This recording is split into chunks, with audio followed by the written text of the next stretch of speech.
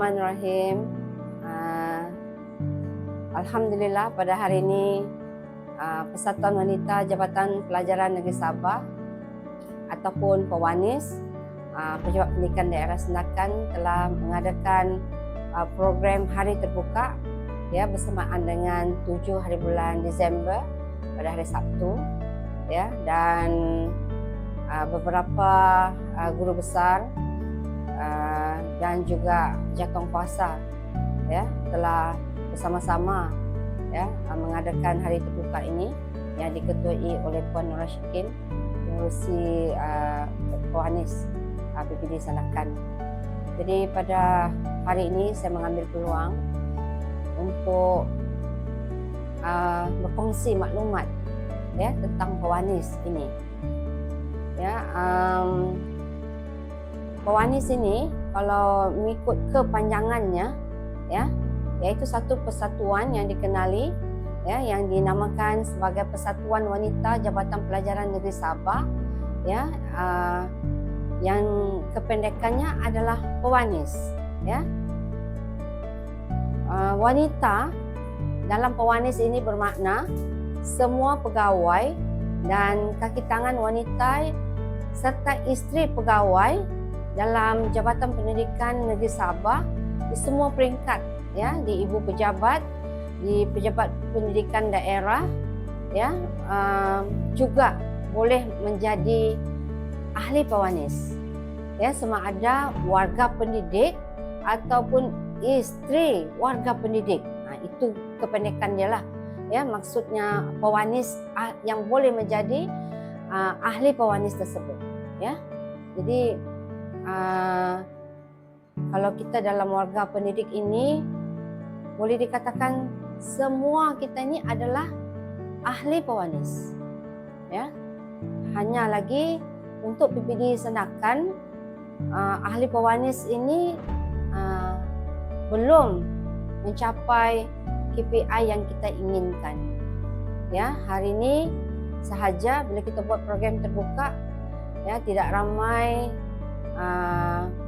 tahu ataupun tidak ramai yang dapat mengikutinya ya, sebab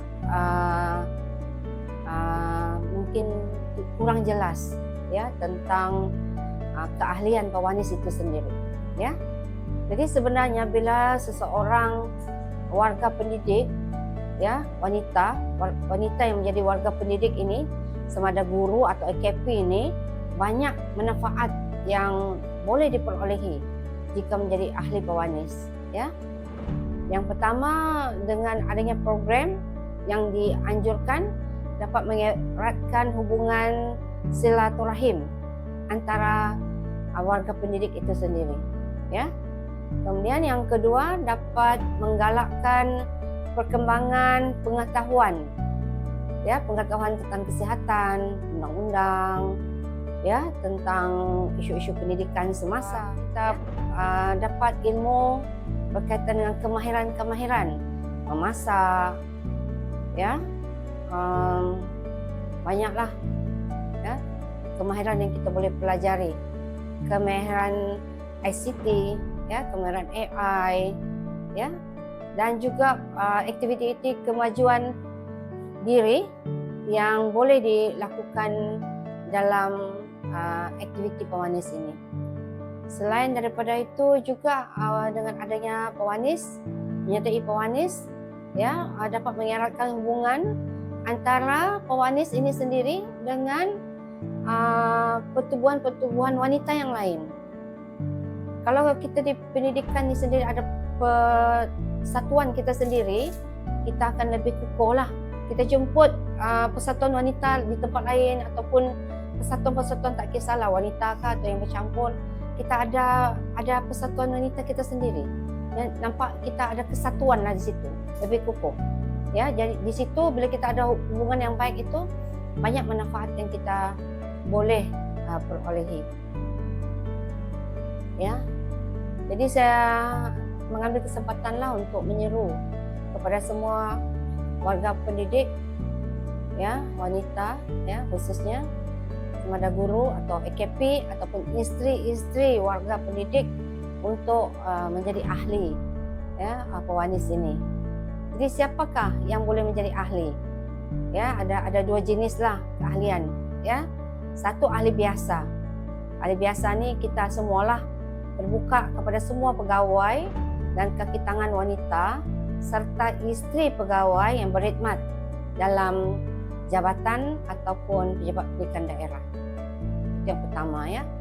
Yang kedua, ini ahli seumur hidup. Ya. Kalau cik-cik, puan-puan ya mahu membayar sekaligus RM100 boleh menjadi ahli seumur hidup. PPD Sandakan Jawatankuasa Pewanis, PPD Sandakan akan menguruskan keahlian ini ya dengan Pewanis Negeri Sabah, insya-Allah ya. Dan borang nanti akan diedarkan ya, dan setiap borang itu perlulah diisi dengan lengkap dan dicadangkan.